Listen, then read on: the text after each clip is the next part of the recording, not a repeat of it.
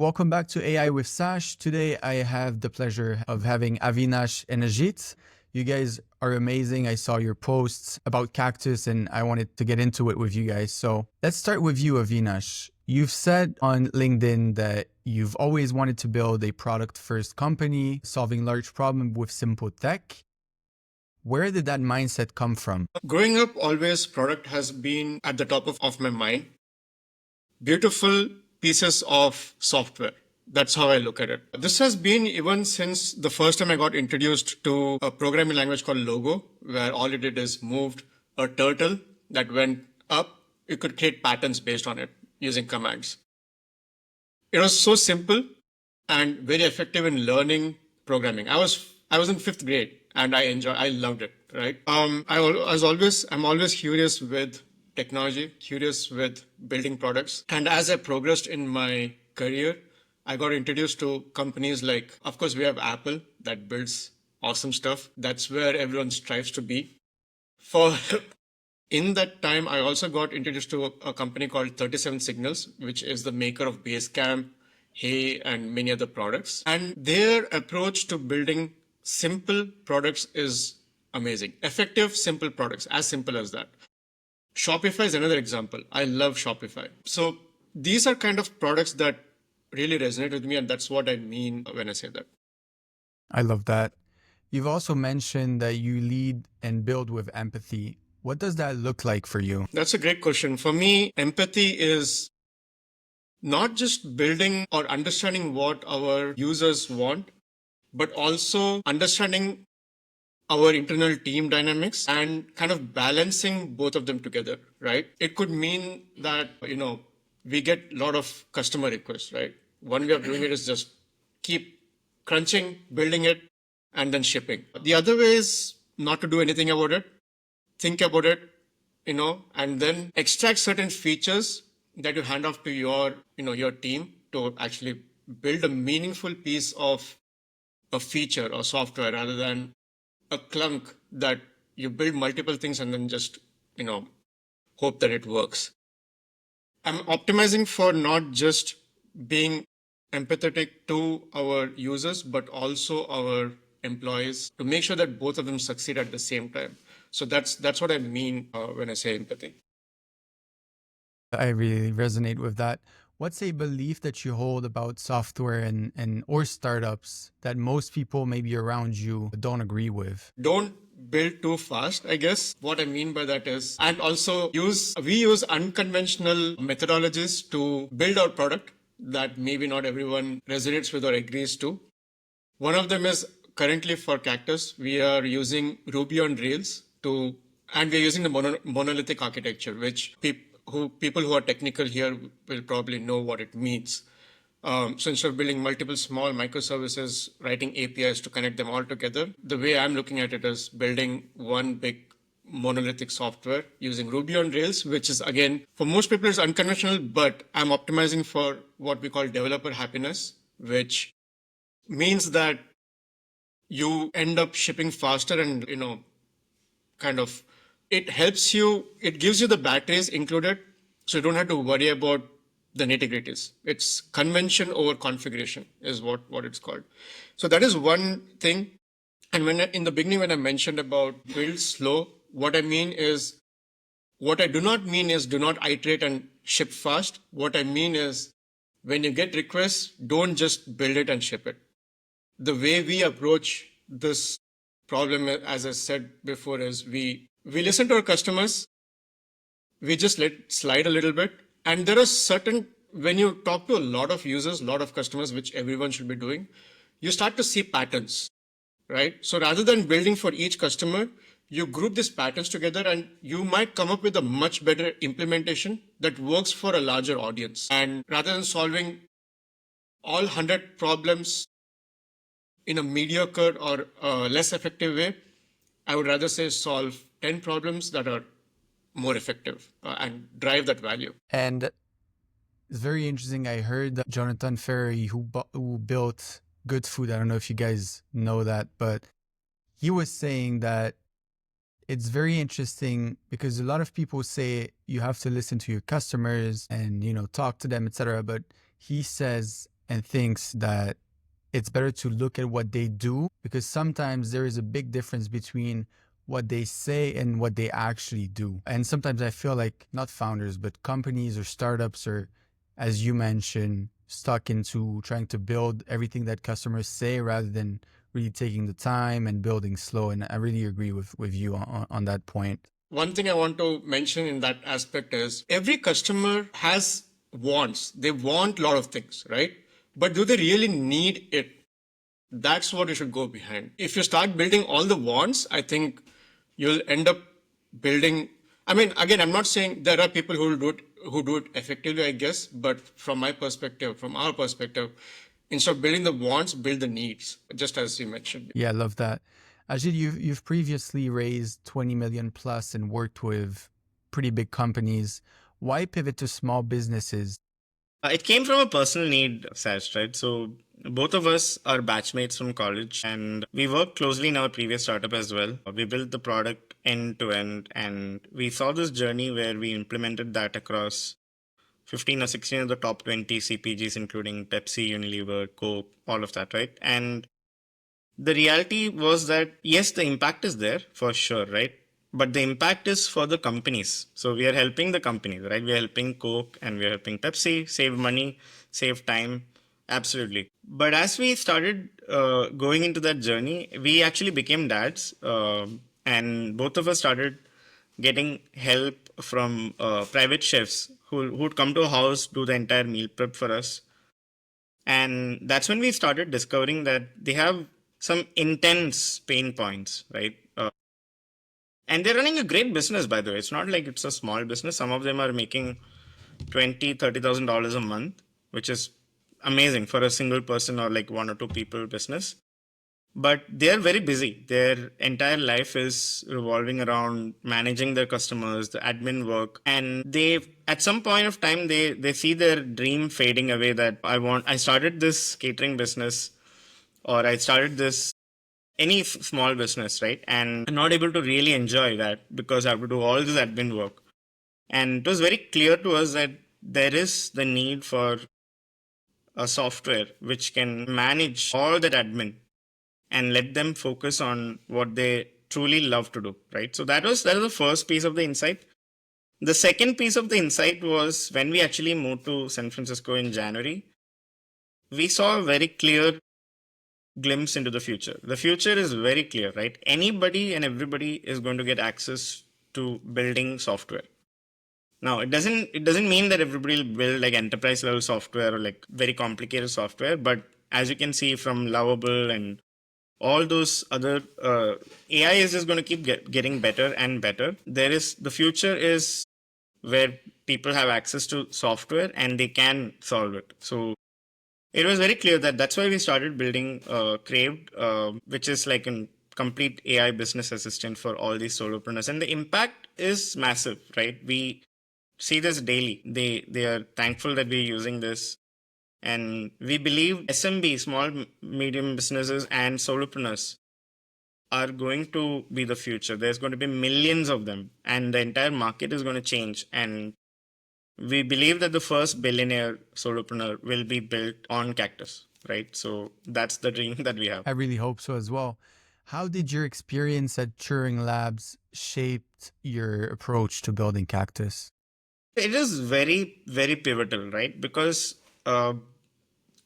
I was a first time entrepreneur and I didn't take a salary for 4 years, made all the sacrifices possible and the first time founder mistakes as much as possible, right? Everything. So I had a great opportunity to learn from all of that. Now, the thing is, when people go through that, two things happen. One is either they break, right, and they give up on the journey of entrepreneurship because entrepreneurship tests everybody, like literally everybody. I haven't met a single successful entrepreneur who said that, oh, it's been beautiful, like paradise, you're gonna wonderful journey, everything's awesome. That's Even never for us, even today. even today, like Yeah. it's stressful, it's intense. You have to give up, I would say, almost everything to be successful, right? And that I did that, and I learned so much from that journey, which really helped me to set this journey correctly. And I think the most important thing for me was finding the right co-founder with Avinash. We are batchmates from college. We know each other. Even before we created Cactus, we had this discussion that what kind of company do we want to build? What is our philosophy? What should our partnership look like? So Cactus is one part of that partnership, truly, right? That's what the world sees. But between us, Cactus is one part of that partnership. The partnership is a bigger thing. So yeah, that's the high level basically. That's awesome. For those who don't know Cactus yet, could you pitch me the business in 2 or 3 sentences? Yeah, absolutely. So Cactus is the AI business assistant for solopreneurs like private chefs, personal trainers, mechanics. And what we do is manage and automate all the admin tasks so that you can focus on what you truly love to do. That's the quickest way to say it. Basically. Business in a box, basically. Yeah. Where did, like you touched upon that, but where did the initial spark for Cactus really came from? I think you should talk about this one. Yeah. So, when we were when I was working in my in the previous startup Turing Labs, at that time me and my wife, we had a second kid, and until then we would meal prep and we would cook at home fresh always. We do not eat out much. Even if you do, it's like once a month, maybe twice a month, because somebody says you have to go and eat at this restaurant. Like, we don't enjoy eating outside much. We are foodies in the sense that we love eating home cooked food as much as we can. But what started happening is, with the startup life, my wife being a full-time, software engineer as well, and having 2 kids, it started becoming a little bit hectic for us, and we couldn't do that anymore. So we started looking at like DoorDash, even meal kits we started looking at. Yeah. But it was like, it did not work out for us. It was not personalized. It felt very manufactured, and it was not healthy, and it was expensive. So we started trying to look around, and we found one Indian auntie who basically would come to our house once a week. And then she would basically cook the food that we like to eat. We would put it in the fridge, and then we would just have it for, a couple of days. And it was not expensive. We thought that is private chef, technically, if you think about it, right? And we thought it's going to be very expensive, but it was not. We really enjoyed that experience. And I was talking to Ajith about this. And that's when he said the same thing, because his wife is an amazing chef. His mother-in-law is also an amazing chef, right? So he was like, dude, I'm facing the same thing here in Toronto and going through similar things, right? So yeah, that I think was kind of the genesis of this. And then we started looking at what the market is for this. And there was no platform truly that connected authentic private chef experience with customers who are looking for it. Yeah. And that was kind of the genesis. We wanted to basically organize this completely unorganized market. I think that was the genesis of Crave. I think you should talk about, how Crave became Cactus just recently. Yeah, so that was the start, and we started off as a marketplace, right? Yeah. Where we connected private chefs, caterers to busy families who need home cooked food. But as we started doing that, we started seeing some patterns, right? We started seeing that everybody has admin challenges. Now, if you think about a traditional marketplace, most of the marketplaces are good at connecting the two sides of the marketplace, right? So you build one side and then you connect them. But what we realize is that that's actually not the problem for private chefs and caterers. Like if you're a private chef or a person who does cooking, if you just go to Facebook Marketplace, you literally get 50 plus inquiries in a single day. That's the amount of need that is there in the market. And we started seeing that with our chefs. So the challenge was what happens after that, right? How do you manage all that? How do you, do the scheduling? How do you do the payments? And me and Avinash were meeting with the chef. We asked her how much did you earn last month? And she was she gave us a number. And we said, okay, can we just take a look at actually your transactions? And it was half of that, technically. So she was shocked. She was like, oh my God, this is crazy. You know what's funny? We just talked to a chef who said the same thing. Exactly. Even today, Yeah. We asked him, "Oh, how much is your revenue in general? How much did you make last month?" Yeah. I do not know actually. I have no idea. They have no clue actually. This just happened This a couple morning, of hours yeah. ago. This morning, yeah. So that kind of triggered a whole thought process that, okay, actually we should be building tools which help them with all these pain points, right? So that is the first kind of big insight. But then as we came to SF, we started looking for a personal trainer. And I was on this call with this personal trainer. They started asking me questions like, how many times in a week do you need the personal trainer? What's the budget? XYZ. And it became so clear to us that actually this is not just a problem for private chefs, but it's for personal trainers. Oh, by the way, it's also for mechanics. Oh, by the way, it's also for coaches. By the way, it's also for dietitians. Like, it's very big. Like, it's for any solopreneur or small business owner. So that's how the whole transition happened. That, I believe, is the insight that YC also liked really a lot, Y Combinator, and we got into the batch, and our partner Tom just doubled down on that, and we never looked back from there. We've been growing rapidly from there.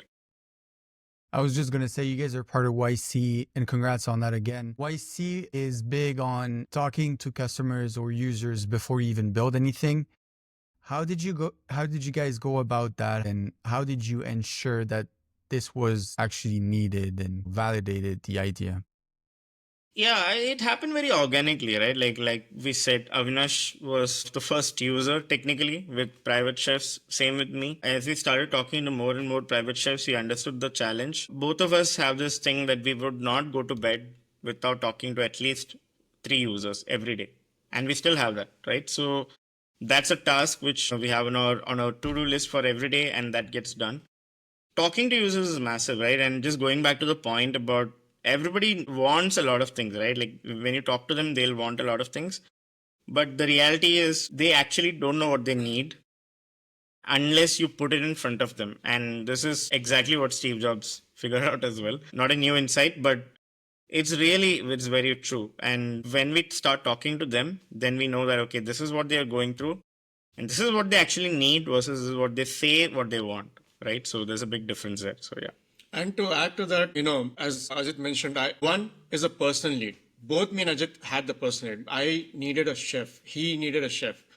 On the other hand, we're talking to the first user. I believe your wife, your mother-in-law, they were the first users that we spoke to who also went through the same pain point of being a chef but not being able to earn enough. Their operations were so chaotic that we were able to help basically streamline everything, and then they were able to earn much more. Yeah. The other thing that happened is that we witnessed, I would say, like an insane word of mouth. Yeah. So we started getting so many inbounds for this, right? And our customers started telling other customers, chefs started telling other chefs.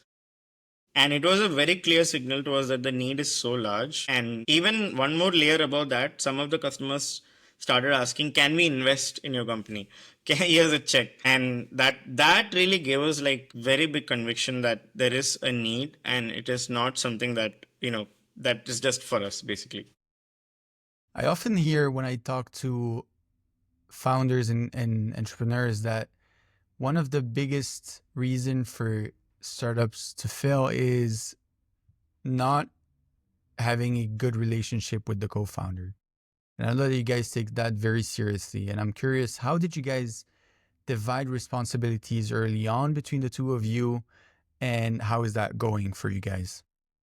Yeah, I think I'll talk a little bit about this because I have been a founder for like 9 years. So the first thing, I completely agree, by the way, that the most important thing for a startup is a co-founder relationship. And it's not a coincidence that literally every successful founder that we talk to says exactly the same thing. So if you ask them what is the most successful thing in a startup, Brian Chesky said the same thing. Yesterday we talked to a YC partner. He said the same thing. Literally everybody says the same thing. And I 100% believe in that. What is most important is trust, right? So the responsibility is definitely, yes, there is need for the division of responsibility and there is need for, everything to work. And so talent is a base for the relationship. And every tech startup needs somebody who can really build an awesome product and somebody who can sell the product really well, right?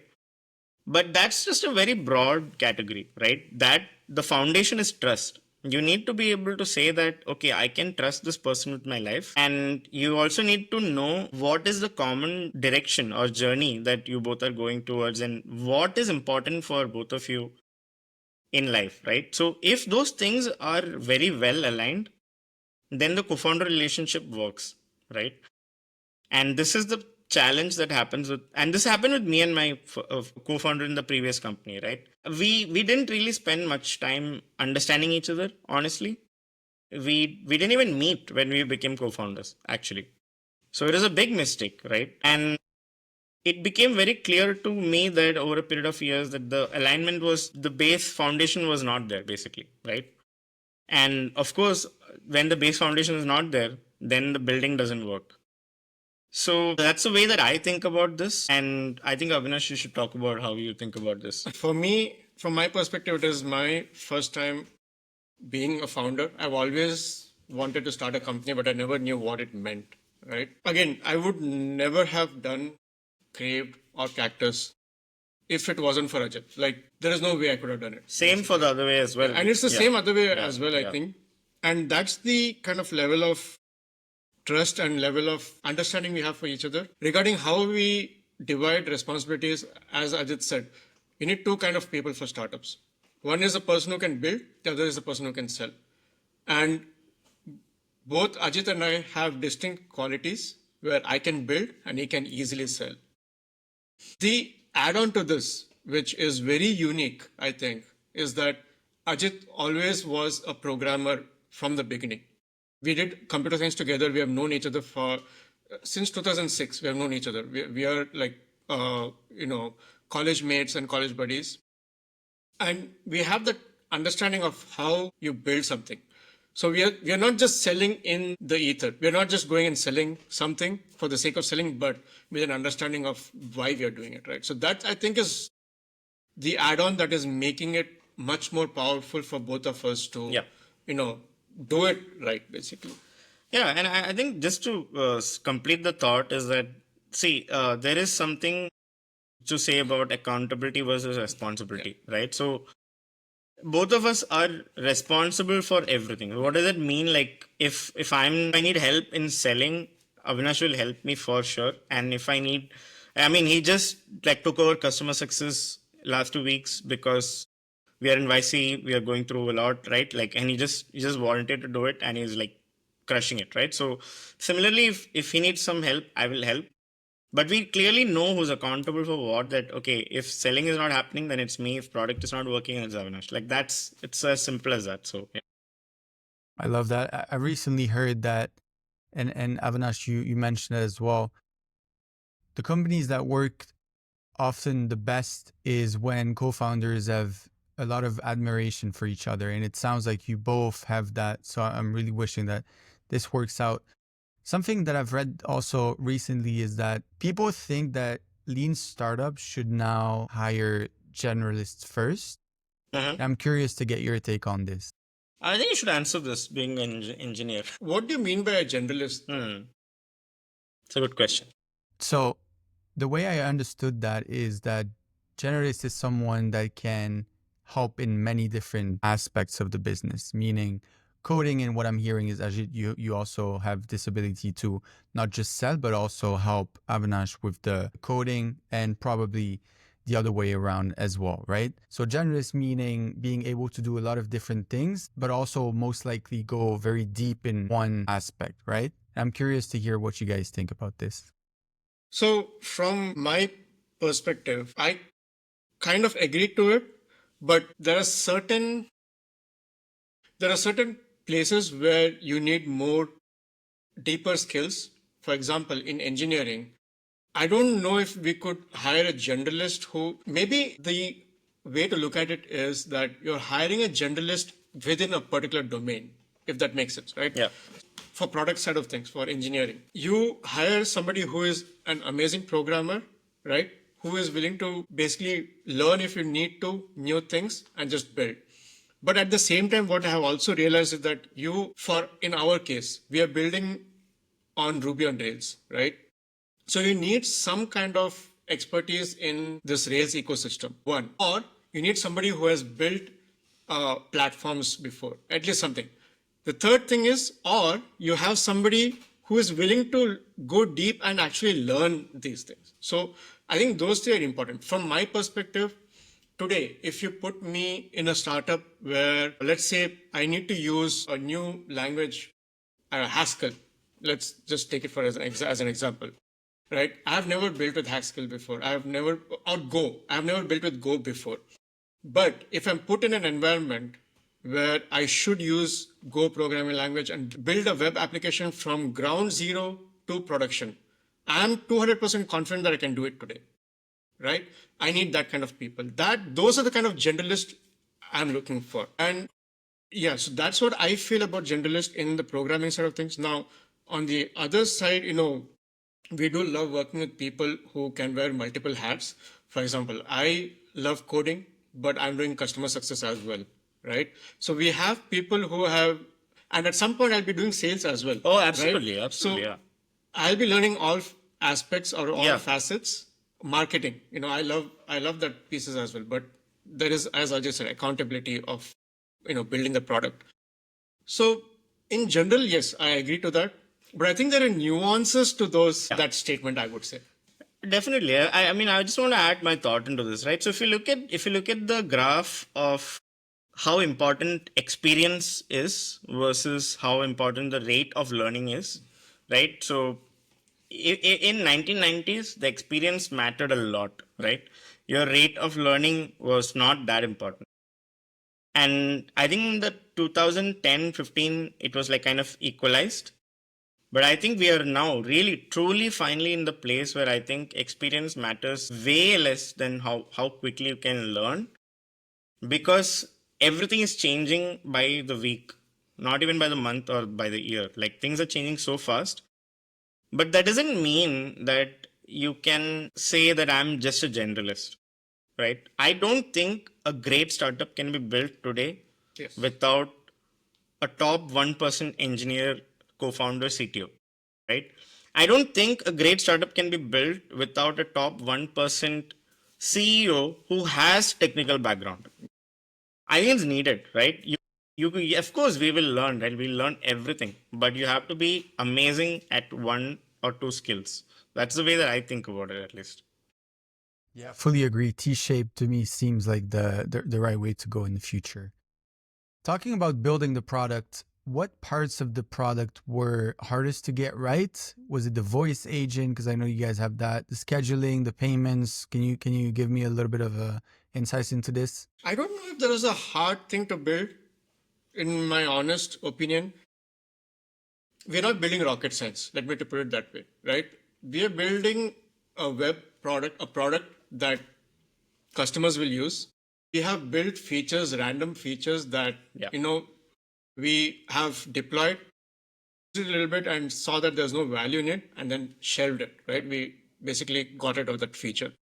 I think the hardest piece has been actually finding what exactly is it that our customers need. Again, not what, need. So what is it that our customer, what is it that we can provide to our customers that gives them a lot of value? I think that has been more harder than actually building it, because these days with AI, you can literally build anything. People do vibe coding, and I think it's not hard to build. We are not building space. We are not launching satellites to moon. We are building a web tech product. I don't see it as rocket science. I don't know how else to put it. We have the luxury though, right? So we have the luxury of like Avinash having that capability. I would say we're in the top 1% who don't have to worry about the building part of it. But yes, it's truly very hard to figure out what to build. That's the hard part, right? So Yeah. That's the iteration that we keep doing. So Yeah. But I can answer one thing in that is that, so out of the kind of features that you mentioned, right? Like the voice versus, all of these things. I think the hardest part was finding the right kind of technology to use or partner with. For example, for voice, we are currently using Vappy, right? And it is so good. Again, shameless plug for Vappy. It's really good because when we are demoing our product to other YC companies in our batch, I've heard many of them come to us and say individually that we love the way your voice is handling. What are you guys doing, right? And we have seen many companies switch from what they used to use to WAPI. And I'm very proud of that, I would say. What I do is that I'm not building too many complex systems. I'm kind of lazy. So what is the easiest way to build something? And that's what I do. And I think that has helped us at least so far. Let's see how it translates to in the future. How are you guys thinking about the user experience? I know that this is a big thing for you. And what does Jarvis for small business actually look like day to day? So right now, as we talk about it, it does three things, right? The first is it helps any solopreneur, small business to have their own branded website within a few minutes, right? So let's say we want to onboard a private chef, we could do it in the next 5 minutes as long as they have the content and everything. So that's really helpful for them. Second is a voice AI qualification. What we realized after talking to and working with hundreds of small businesses that two insights. First is they get a lot of inquiries every week, and only 10 or 15% of them are actually going to be paying customers. So they waste a lot of time talking to all of them. And the second is that when somebody inquires, you have to get back to them within 5 minutes. If you don't, they are lost. And that's the hardest part for them, right? So that's why we built the voice AI, which does that, right? Which does both inbound and outbound in terms of inquiries. And of course, we have a booking scheduler, right? So right now, that's the experience that we have for the users. We are obsessed about giving the best user experience. Avinash is like, that's the highest priority. And from customer success point of view, we want them to get value almost from day one, right? So that's something that we really kind of imbibe from Brian Chesky. So we love that. Where does AI stop and good product design take over? Question. That's a great question, I would say. What do you mean by like AI stops and good product design take over? Like, does it mean like are you asking like, is it when you're coding or when you're designing something? Where do you see it? So to me is a lot of companies, or not a lot of companies, let's say a lot of startups could look like it's a great product, but the reality is it's mostly AI wrappers, right? Or API wrappers. So I'm curious, how do you guys position yourself, and how do you make sure that AI is used in the appropriate place and you use good, product practices where it's actually needed? Now it makes a lot of sense. I mean, this is awesome. The way you put it is beautiful. To be very honest, I don't say not a big fan of, I love AI. We use AI, but every time I think about VR and AI for something, I always think about, just as I said, wrapper, right? So that's how people potentially are thinking about us as well. But there, I think, is a fine line of overusing AI and not actually delivering value. So for us, what that could mean, again, I'm thinking out loud, feel free to jump in and correct me at any time or add to it.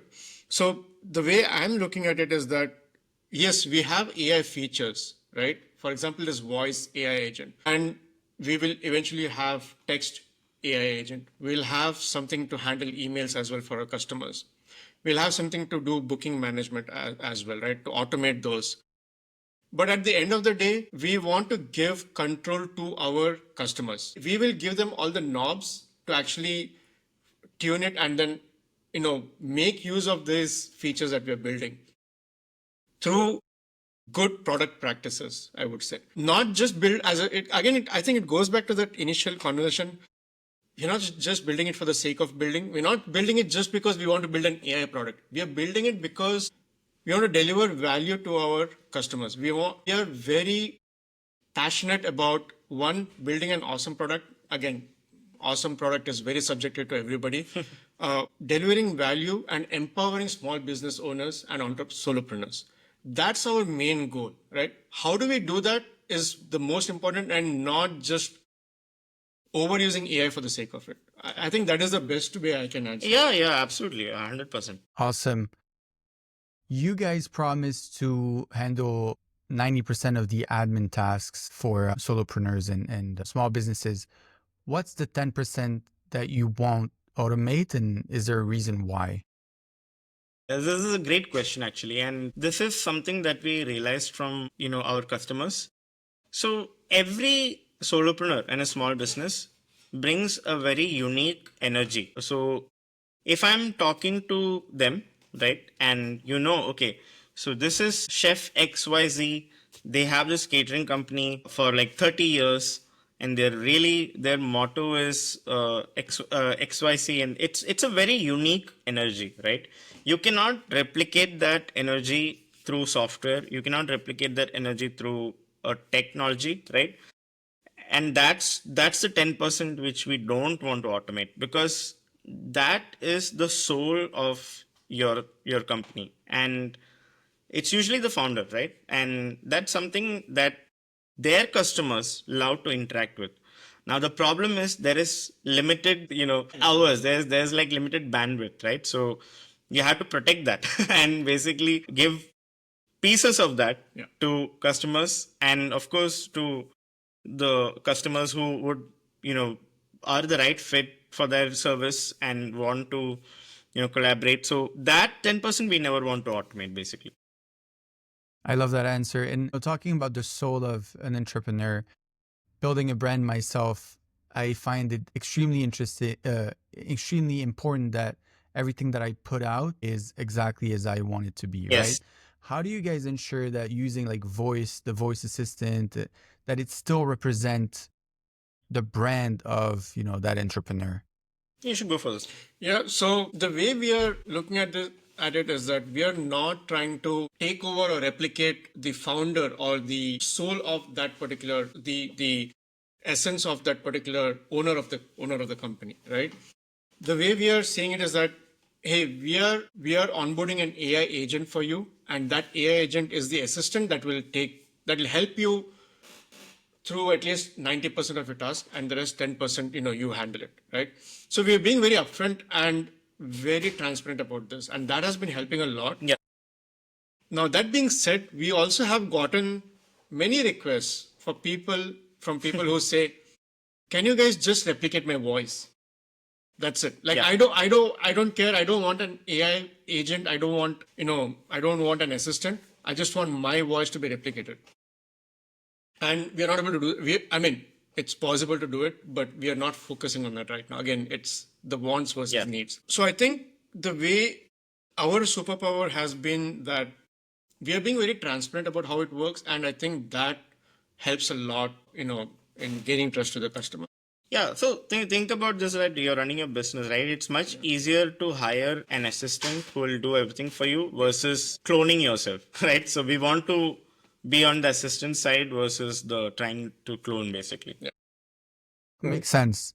Now, shifting our focus a little bit to YC and fundraising, why did you guys apply to YC? What were you hoping to get out of it? Yeah, so I went through YC previously as well. It was the most pivotal point of my entrepreneurial journey when I went through the batch back in winter 20. YC gives you everything you need as a startup, as an entrepreneur, right? It pushes you towards product market fit, awesome partners who have done it with thousands of companies. Of course, funding is a big part of it, right? They fund you, but apart from that, there's also demo day where you get to talk to thousands of investors on a single day. And I recently talked about this on LinkedIn as well. Like YC gives you something else which is highly underrated, which is belief, right? So every founder needs belief that this is going to work. We are going to make it. This is going to be the next big Airbnb, and YC truly injects that belief in you. That is the reason why we went for YC, and I think we owe a lot to YC, and we truly are massively grateful for that. Avinash, I think anything to add? Yeah, nothing to add to this. If the only thing I can say is that when we build the next thing, we would happily go through YC again. Yeah. That's all I can say. Maybe what's one thing that YC has taught you that you didn't expect to learn? I think you should answer this. That's a great question. I've not really sat down and deeply thought about this. We are just going through the batch.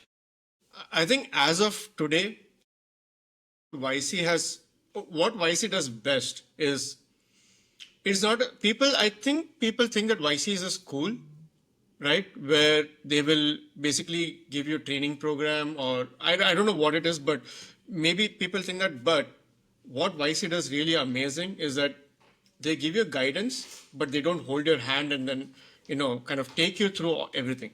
They will give you all the material, and at the end of the day, you as founders are responsible to take that information and basically do the best out of it. For example, every YC company has a group partner, right? They have a partner that works closely with you. And I think that is a hidden gem for YC. Paul Graham recently told that you should treat your YC partner as a doctor, right? You should go and talk to them about every single problem you have, and you should simply blindly implement whatever. I mean, just implement what they're saying, because they see a lot of startups going through this and they know exactly what you are going through and why you're going through it and how can you basically get out of it. And this, I think, is completely underrated. And I was really amazed by the partner that we have and how he is guiding us basically. Let us take a small example of the pivot. The name change, right? It was amazing. Yeah. We applied to YC with the name of Craved, and we got in. We were slowly transitioning to, when we applied to YC, we were transitioning from the marketplace model to the AI copilot model, but we had not changed the name yet. We're like, okay, we will change it, in a couple of months or weeks. So even before the YC batch started, we had our office hours with our partner, and basically we got conviction that we have to change the name right away, because that's what makes sense for us, right? We accelerated that timeline to change the name. Yeah. Within 2 days, we rebranded everything, found a new name, and rebranded. Yeah. So that would not have been possible without YC, by the way. Yeah, absolutely. I think YC teaches you speed and focus, right? I think those two things are, in the batch, you deprioritize everything else other than the company. And the reality is that you need to do that if your startup needs to be successful, right? So this is the reality of it. Yeah, this is great. And again, having this conversation with other people, it seems like focus is the most important thing, right? When you're building, how do you guys ensure that you're staying right on track and focusing on the right thing, at the right time? Talking to users. Yeah, I think it's talking to users, getting feedback. And see, the reality is that every startup needs to pick a metric which says that are they going in the right direction or not, right? For us, it is the monthly recurring revenue, which is also the ARR, right? So as long as that goes in the right direction, we know that we're doing the right things. We're building an awesome product, right? And there'll be some lag as well. So it's not just that metric, but also like what impacts those metrics, right? How do we make sure growth is happening? How do you, even more important for us is retention, right? How is retention happening? Are people happy? So we do Sean Ellis kind of customer surveys. So I would say we have a very strong feedback system in the form of like a company dashboard, which is how we go through. And of course, we regularly talk to our partners. We have some fantastic advisors like Neil, who's been there with us from day one, even day -1 actually. What do you guys think, or what signals do you guys think investors are really looking for in AI tools for SMBs? Right now, so there is this trend of investors looking for traction, right? And I don't blame them, because you hear stories like Lovable, where they've gone from 0 to, I don't know, X 15 million in a few months and things. That's awesome. Good for them. But that's an outlier, right? If you're expecting every company to do that, then I think there is a challenge. And the reality, at least what we have seen so far, is that companies take time, right? Airbnb took a long time to get there. And here's a fun fact which YC people know, is that all these companies actually struggle to raise during demo day, like even Airbnb, DoorDash, all those companies. So investors are looking for traction, which is fair. But I think YC is doing the right thing, right? They're looking for who these founders are, what is their mission, right? And are they well equipped to do this? So yeah, it's a very interesting market. And I was just reading that non-AI companies are not getting any funding, which is also very, very weird, right? So yeah, it's a very interesting time. So yeah, I have a controversial answer to this as well, which is don't build AI tools or tools in general. If you're optimizing for investors and not talking to users, I think you as a founder have already lost. Yeah, unfortunately. Yeah, I think that's what we love about Ajith and me together. We're not optimized. So all of this we're not optimizing for investors.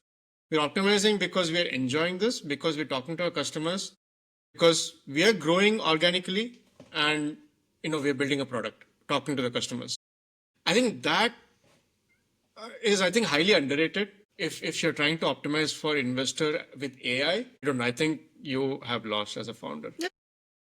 Yeah, That's my controversial. no, it's a very, very good take. And the reality is that the right investors when for the right investors, they will invest in you for the right reasons at the right time, and they do believe in you with full conviction. We have some one of the best investors in the world are on our cap table already, right? And they believed in us way before we were like an AI company, or we had like traction. Yes, we have like crazy traction, but they believed in us before that. And they are many of them are operators, right? They are investors who they became investors after being founders and operators like us. We love those people, right? So they exist. They will help you out. So don't worry about investors. Slowly closing our conversation, what does success look like for Cactus in a year, 3 years, 5, 10 years? So I think we have a shared vision, right? Our shared vision is that we want to make